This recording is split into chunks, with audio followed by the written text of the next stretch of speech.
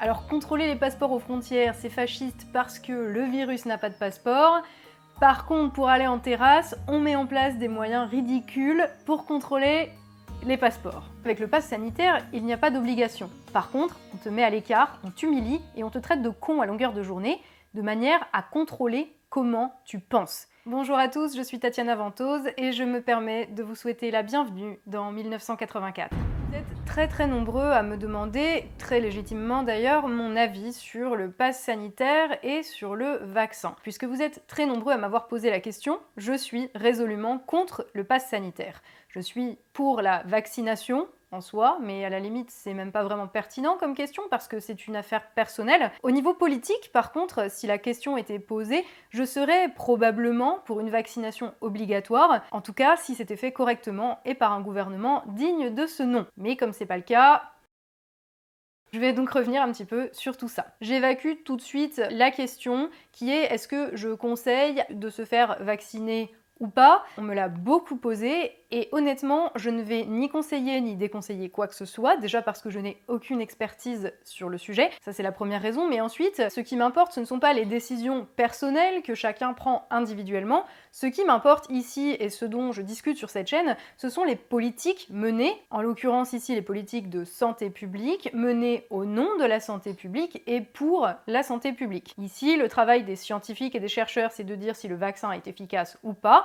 Celui des politiques, c'est de prendre des décisions dans l'intérêt du pays et des gens qui le composent, en s'appuyant sur les avis des premiers, et le travail des journalistes, c'est faire circuler l'information de la manière la plus honnête possible. Et comme il n'y a plus rien qui fonctionne dans ce pays, à commencer par ces prétendues élites, déjà, on est complètement embrouillé sur le rôle de chacun, puisque tous passent leur temps à faire autre chose que leur boulot, en particulier les politiques et les journalistes, et ceux de tous les bords politiques. De nombreux politiques et autres influenceurs et faiseurs d'opinion feraient bien de se souvenir d'ailleurs, lorsqu'ils font la promotion de la vaccination ou de l'inverse, j'ai envie de leur dire de s'interroger sur leurs valeurs, sur leur éthique et sur leur conception du débat public politique. Parce que la politique, ce n'est pas dire à chacun ce qu'il convient de faire à coup de bataille d'influence, ce n'est pas dire aux gens qu'ils doivent penser d'une manière ou d'une autre, mais se demander en fait ce qui est bon pour tous. Et dans cette optique, prendre des mesures, passer des lois dans l'intérêt de la société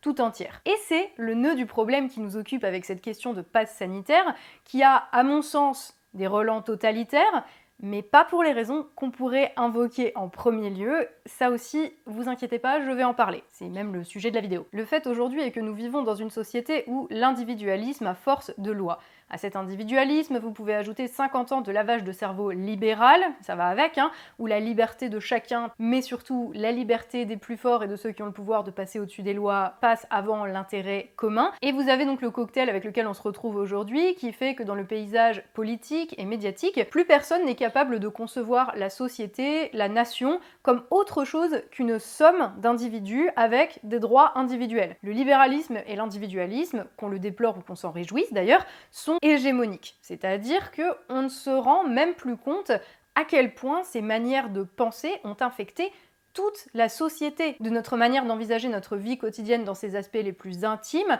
à la manière de gérer l'État et le pays. Et c'est ça qui est absolument dramatique. Au-delà de l'individu, il semblerait qu'il n'y ait point de salut. Pas de société d'ailleurs que des individus, disait Margaret Thatcher, porte-drapeau de la révolution néolibérale dont on subit encore les conséquences aujourd'hui. De nos jours, la plupart des gens, et en premier lieu les politiques, ne sont pas capables de concevoir la différence entre l'intérêt général et la somme des intérêts particuliers. Alors aussi basique que cela puisse paraître, rappelons-le, l'intérêt d'un groupe d'individus, ici l'intérêt de la France en tant que nation composée de citoyens, n'est pas égal à la somme des intérêts personnels des 67 millions de Français additionnés les uns avec les autres. Pourquoi est-ce que je rappelle ça ?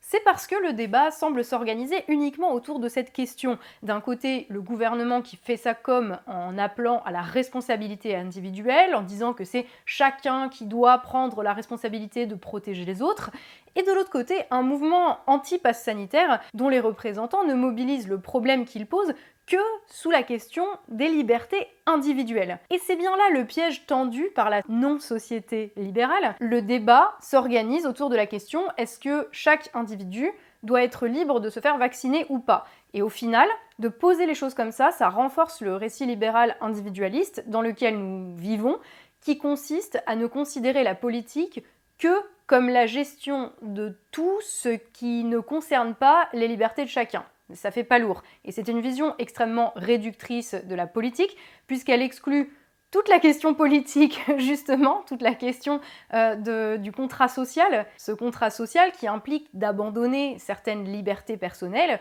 pour y gagner, a priori beaucoup plus, collectivement. Je vais te donner un exemple. Il est interdit de boire au volant, légalement. Si tu le fais, tu as une amende ou de la prison parce que c'est considéré comme dangereux pour la société tout entière, pour toi et pour les autres. En acceptant de te soumettre à cette loi, tu renonces à ta liberté de prendre la route après avoir picolé. Le fait est que peu de gens sont contre cette loi. En tout cas, il n'y a pas des manifs toutes les semaines rassemblant des dizaines de milliers de personnes qui disent « cette loi, on n'en veut pas ». Parce que la plupart des gens en comprennent l'intérêt à la fois pour soi-même, pour ses proches et pour la société dans son ensemble. Et des lois comme ça qui font qu'on renonce tous les jours à une multitude de libertés individuelles pour gagner en protection et en liberté d'un autre ordre, il y en a des milliers auxquels on pense même pas et dont personne ne se dit « oh ben c'est des mesures totalitaires », alors que pourtant ce sont des choses sur lesquelles le gouvernement nous oblige, il nous oblige à faire des trucs et il punit la transgression des interdits, parfois très sévèrement. Et on en revient à notre pass sanitaire. Le problème avec celui-ci, c'est que ce n'est pas seulement une loi. D'ailleurs, c'est même pas vraiment une loi si tu regardes bien. Officiellement, on ne t'impose rien. Tu n'es pas obligé de te faire vacciner. Simplement, si tu refuses le vaccin, on va te virer de ton boulot, on va te refuser l'accès à certains lieux publics, de loisirs, de consommation, voire à des hôpitaux. Et ce n'est même pas la responsabilité du gouvernement de faire appliquer la loi, puisque ce sont les restaurateurs, les patrons de cinéma, les directeurs d'hôpitaux et autres lieux où le pass sanitaire est devenu obligatoire, qui doivent s'organiser pour faire appliquer la loi comme ils peuvent avec les bouts de chandelle, le matériel et le personnel qu'ils ont sur place. Évidemment, en plus, cette loi va être appliquée différemment selon les lieux. Certains vont s'y plier, d'autres vont refuser, certains n'ont même pas les moyens physiques de faire les contrôles. Il y en a qui ne le souhaitent pas par conviction. Il y a même des lieux qui sont exempts de passe sanitaire, comme l'Assemblée nationale. Oui, moi aussi je trouve qu'ils cherchent un peu quand même. Bref, on est face à une situation où c'est pas obligé. Donc, si vous n'êtes pas joasse, vous ne pouvez pas vous en prendre à votre gouvernement, qui pourtant a décidé de la mesure, mais vous devez vous en prendre aux endroits précis où la situation n'est pas gérée correctement et où ça vous arrange pas. Et c'est ça qui est le plus vicieux dans l'affaire. C'est-à-dire que le débat, posé en ces termes-là, est posé uniquement en des termes libéraux et individualistes, différenciés au cas par cas. À ce stade, je suis convaincue que les gens qui nous gouvernent sont tout simplement incapables de concevoir la société en tant qu'autre chose que la somme des individus qui la composent. Ils ont tellement le cerveau lavé par le libéralisme qu'ils ne sont même pas capables d'assumer de pouvoir obliger les gens à faire quelque chose dans l'intérêt collectif. Réfléchissons-y 2 petites secondes. La vaccination doit-elle être obligatoire? C'est une vraie question que l'on peut poser au moment où nous en sommes maintenant. On peut être pour ou contre, mais si tu es un politique et a fortiori un dirigeant et que tu as vocation à prendre des mesures dans l'intérêt de la France, tu peux te la poser. Est-ce que c'est nécessaire pour le pays? C'est quand même, je sais pas, n'importe quel dirigeant qui se respecte et qui respecte son pays se pose à minima la question. Vous me direz, il aurait peut-être fallu se poser d'autres questions en amont. Était-ce nécessaire de supprimer des lits et de fermer des hôpitaux? Était-ce nécessaire de former et d'embaucher plus de personnel soignant? Était-ce nécessaire de fermer les frontières? Le virus qui n'a pas de passeport, rappelons-le, à toutes fins utiles. Était-ce nécessaire de commander des masques et de renouveler les stocks? Était-ce nécessaire d'envoyer nos masques et notre matos en février 2020 en Chine? Était-ce nécessaire de ne pas attendre après l'Union européenne qui traînait pour commander des vaccins? Était-ce nécessaire de prendre les devants, de financer la recherche pour développer un traitement en plus d'un vaccin? Pourquoi pas français? Et c'est vrai, et toutes ces questions d'ailleurs, à chaque étape, ce sont des questions que nous sommes quand même quelques-uns à nous être posées. Malheureusement pour la France, nos dirigeants, non. Pourtant, c'est quand même leur boulot. Mais visiblement, ils en sont incapables. Leur logiciel ne le leur permet pas. Et donc, nous en sommes arrivés là où nous en sommes aujourd'hui, à nous poser la question de est-ce que la vaccination obligatoire, ce serait une bonne ou une mauvaise chose pour la société? Et comme d'habitude avec ce gouvernement, on va se retrouver avec une mesure qui concrètement fait chier tout le monde et qui en plus est imposée de manière beaucoup plus violente, beaucoup plus dévastatrice et beaucoup plus sournoise que si ça avait tout simplement été obligatoire, que chacun avait reçu une convocation disant « Bonjour, votre vaccination aura lieu le tel jour, présentez-vous avec votre carte vitale, si vous avez des contre-indications au vaccin, évidemment vous en êtes exempté, et en plus on vous laisse des journées de congé payées pour y aller et éventuellement gérer des effets secondaires, voilà, point final, un truc organisé, carré, comme on sait le faire en France normalement. Enfin, comme on savait le faire. Là, dans la situation où on a été, je rappelle quand même que même pour ceux qui voulaient se faire vacciner, ça a été le parcours du combattant, parce que le gouvernement n'avait pas les vaccins, parce qu'il ne les avait pas commandés, que les doses étaient mal distribuées, que ça a dû être des start-up, des initiatives individuelles, comme Vite ma dose, qui ont compensé les manquements de l'État. Ça a été des attentes à la sortie de centres de vaccination à 18h pour voir s'il restait pas des doses pour les gens à risque qui voulaient bien se faire vacciner. Enfin, une organisation ou une non-organisation, en tout cas digne d'un pays du tiers-monde. Je rappelle aussi que Macron a même expliqué que le vaccin filait des thromboses au moment où on n'en avait pas, fin janvier, avant de traiter les gens qui disaient la même chose de complotistes 3 semaines plus tard, quand les commandes étaient enfin arrivées. Mais venons-en au problème d'ordre politique que pose ce pass sanitaire ridicule et au relent vraiment malsain. Les problèmes politiques posés par ce pass sanitaire ne sont pas des problèmes d'ordre ça me fait chier individuellement, j'ai pas envie de montrer un QR code à l'entrée d'un bar, c'est pas un argument politique. Ma liberté personnelle de me faire vacciner ou pas, ce n'est pas un argument. Ce qui est un argument, c'est ce qui est bénéfique ou néfaste pour tous. Le pass sanitaire crée-t-il les conditions d'un pays où la paix civile, l'harmonie et la santé publique sont préservées ? Absolument pas. Il est là le problème. Le problème, c'est pas que Michael veut organiser des soirées hyper sélectes mais qu'il a pas envie de se faire vacciner, alors comme il s'ennuie, il gueule. C'est pas de la politique ça, c'est du narcissisme. Et quand tu te poses la question de ce qu'il faut faire en politique, quelles mesures, quelles lois est-ce qu'il faut prendre, t'es obligé de prendre en compte tout le monde. Les fragiles, les enfants, les vieux, tout le monde qui va bénéficier ou pâtir des mesures que tu prends. Et si on y réfléchit 2 secondes, c'est un dilemme qui peut être un peu tragique, parce que quoi que tu fasses, il y aura des gens mécontents, et en temps de pandémie, d'autant plus. Alors, il faut trouver des compromis. Mais en aucun cas, la liberté individuelle, dans l'absolu, et tes préférences personnelles, ce ne sont des arguments politiques. Ce que tu penses du Covid, des séquelles qu'il peut laisser, des morts qu'il cause, on s'en tape. Tout comme on se tape de ce que tes recherches sur Facebook, ou les miennes, ont donné sur les vaccins à ARN messager. Et tout comme on se tape de ce que Emmanuel Macron pense personnellement de la vaccination. Il s'agit ici de santé publique. On parle de mesures prises à l'échelle d'un pays. Donc ce qui te plaît ou ce qui m'arrange personnellement, on s'en bat la race. On n'est pas aux États-Unis et tes convictions personnelles ou religieuses ne t'exemptent pas, en France, de respecter la loi. Donc parfois ça implique que certains fassent des choses qui ne leur conviennent pas, pour leur sécurité et pour la sécurité de tous. Ça implique, comme on le disait tout à l'heure, que tu n'as pas la liberté individuelle de prendre le volant en ayant picolé. Ça s'appelle le contrat social. Des compromis de la part de chacun pour préserver le salut public. Mais normalement, ce n'est pas à chacun des 67 millions de Français que nous sommes de se poser ces questions-là. C'est au gouvernement et seulement à lui, parce que c'est lui qui doit prendre ses responsabilités, pas nous. Sauf que, ici, il nous rejette la responsabilité sur le dos. Comme exemple, ce tweet de La République En Marche est extrêmement parlant. Plus qu'une décision individuelle, se faire vacciner relève d'une responsabilité collective. C'est le choix de la fraternité pour la liberté. Le civisme de chacun pour la vie de tous, sauvons des vies, retrouvons la nôtre, faisons-nous vacciner. Et le souci, il est bien là, c'est sur chaque individu qu'on fait peser la santé publique, alors que cette responsabilité, elle n'incombe qu'au gouvernement et qu'à l'État. Le souci, il est là, c'est que là où les représentants de l'État ont abandonné leur poste, sans oublier au passage de se remplir les fouilles et de distribuer des coups de bâton si tu leur fais remarquer, on est livré à nous-mêmes. Alors que justement, le principe d'un gouvernement, c'est que les citoyens ne se démerdent pas pour se faire justice et pour décider tout seuls de ce qui est bon pour tous. Cette publication du ministre de la Santé sur les vaccins est hallucinante. Si vous avez des courbatures, c'est que vous avez trop pédalé. Ce machin insinue que le vaccin ne donne aucun effet secondaire, alors qu'a priori ça file quand même un minimum mal au bras à la plupart des gens. Nier la réalité à ce point, en fait c'est ça qui est totalitaire. C'est pas nous imposer des lois, c'est nous imposer des pensées. C'est 1984 ça. Donc on n'est pas dans un cas de figure où le gouvernement passe une loi et dit « voici une loi, t'es obligé de faire ça, sinon tu vas en prison ou tu payes une amende ».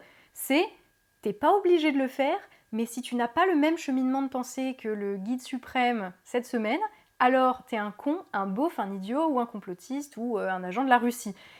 Et en plus tu peux pas aller en terrasse ». C'est quoi cette manière de gouverner en essayant de nous imposer de penser comme eux en fait ? Les mecs sont pas capables de concevoir que tout le monde ne soit pas d'accord avec eux. C'est quoi ça ? La réalité doit changer avec la parole du dirigeant et on doit tous suivre ce qu'il nous dit comme parole d'évangile et en plus en être convaincu alors qu'il a changé d'avis par rapport à la semaine dernière. Bah oui, la semaine dernière le masque c'était dangereux, cette semaine c'est très bien, la semaine prochaine c'est bien dans les entreprises mais pas dans les transports. Et on devrait accepter ces dénis, ces changements de la réalité comme des vérités absolues. L'Eurasie a toujours été en guerre avec l'Estasie. Non, sans déconner, relisez 1984. Si on ne pense pas de la bonne façon qui peut varier en fonction de s'ils ont des doses ou pas d'ailleurs. Tu es ostracisé, humilié, insulté. Et on devrait trouver ça normal. Bah non. Alors encore une fois, on va rappeler les bases. Le rôle d'un gouvernement, c'est contrôler les actes des citoyens, effectivement, en partie, en faisant passer des lois dans l'intérêt de tous et dans le respect du contrat social et des droits élémentaires. Dans une société saine, on te demande d'obéir aux lois, pas d'être d'accord avec, d'y obéir parce qu'elles sont établies au nom de tous et dans l'intérêt de tous par les représentants.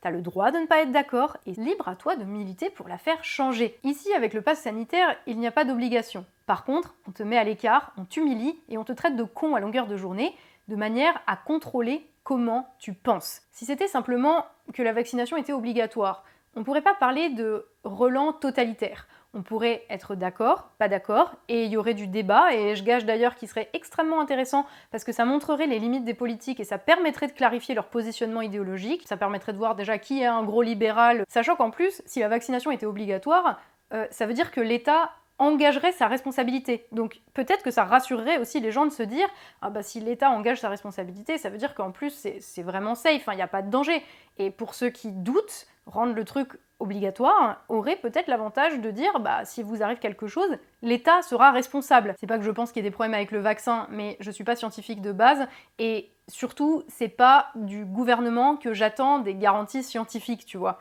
Moi, j'attends des garanties légales et politiques du gouvernement, c'est tout. Et le problème, c'est qu'aujourd'hui, il n'y a plus de débat sain. T'es libre, mais en fait, t'es libre de rien. Et c'est vicieux, c'est insidieux, c'est discriminant et c'est humiliant.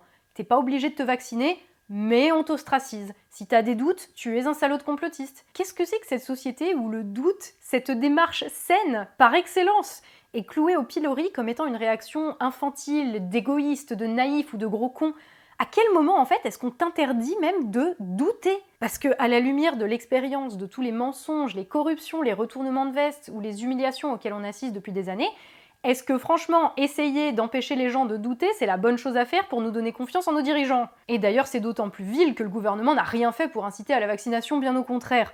Au-delà même du fait que dans les dates, ils ont imposé le pass sanitaire à un moment où la vaccination n'était même pas ouverte à toutes les tranches d'âge depuis assez longtemps pour que les gens puissent être vaccinés au moment où ça a été appliqué. Mais en plus, ils ont donné la parole aux antivax dans les médias comme aucun autre pays du monde. Le président lui-même a répandu des fake news parce qu'il n'avait pas commandé assez de vaccins, donc il a raconté que ça filait des thromboses. En plus, ça permettait de taper sur la Grande-Bretagne qui venait de faire le Brexit. Donc parfait. À chaque fois, ils ont fait en sorte que la réalité s'adapte à leur politique sans aucune vision, sans aucune préparation et sans aucune règle. Grâce à moi, Emmanuel Macron, chacun a fait en sorte que ma politique a été une victoire sur les lois de la réalité et du bon sens. Bientôt, le mec va nous expliquer que chacun doit se prendre en main pour réussir à penser comme lui. Oh attendez, c'est déjà le cas. Donc en résumé, c'est pas parce qu'on n'est pas d'accord avec une loi que c'est le totalitarisme. Mais quand un gouvernement commence à essayer d'imposer une manière de penser et à empêcher les gens de douter, clairement, la question se pose, et je suis heureuse que mon pays se la pose à voix haute dans les rues en ce moment, même si évidemment c'est noyé dans le débat libéral sur la question des libertés individuelles. Et pour vous donner mon avis perso, j'aurais probablement pas eu de problème avec une vaccination obligatoire. si ça avait été organisé correctement par des gens avec notre intérêt à cœur. Oui, il y en a qui vont pas être d'accord, et vous en avez le droit, justement, et je respecte votre opinion là-dessus. Personnellement, je suis pour un État fort et une société avec un minimum de cohésion nationale, c'est quand même pas une grande nouvelle. Mais si tu penses que ta liberté individuelle devrait primer sur le collectif, et que ton seul problème avec le pass sanitaire, c'est que t'as pas la liberté d'aller acheter des merdes chez Zara, bah, juste assume d'être un libéral en fait. Et c'est marrant parce que y en a beaucoup parmi les gens qui n'invoquent que l'argument de la liberté comme raison d'être contre le pass sanitaire, c'est les mêmes qui sont extrêmement vocaux sur Napoléon, Robespierre et De Gaulle, parce que oui, ça vaut pour les gens de tous les bords politiques. Mais bon, c'est encore une autre question. Le clivage ici, il est plus entre gauche et droite, et c'est assez clair. Il est entre les libéraux qui veulent qu'on continue en roue libre à la Macron au nom de sacro-sainte liberté individuelle, et les souverainistes qui souhaitent que le peuple français puisse décider par lui-même, directement ou par l'intermédiaire de ses représentants, au moins, quelle direction le pays doit prendre pour avoir la maîtrise de son destin. Voilà. Je vous remercie d'être resté jusqu'au bout de cette vidéo. Je vous invite à vous abonner à la chaîne si jamais ce n'est pas déjà fait, à cliquer sur la cloche aussi pour ne rater aucune nouvelle publication. Vous pouvez me suivre sur Instagram, Facebook, Twitter, où je poste du contenu légèrement différent. Vous pouvez aussi vous abonner à la liste Telegram. De toute façon, tous les liens sont en barre d'infos. Je remercie tous ceux qui prennent sur eux pour tenter de défendre ce pays et cette société, alors que clairement, c'est pas notre boulot. Il y a les circonstances et la réalité qui font que on n'a peut-être pas le choix. Donc merci à tous. Je vous dis à la prochaine dans une nouvelle vidéo. Et d'ici là, bien sûr, surtout, plus que jamais, prenez soin de vous.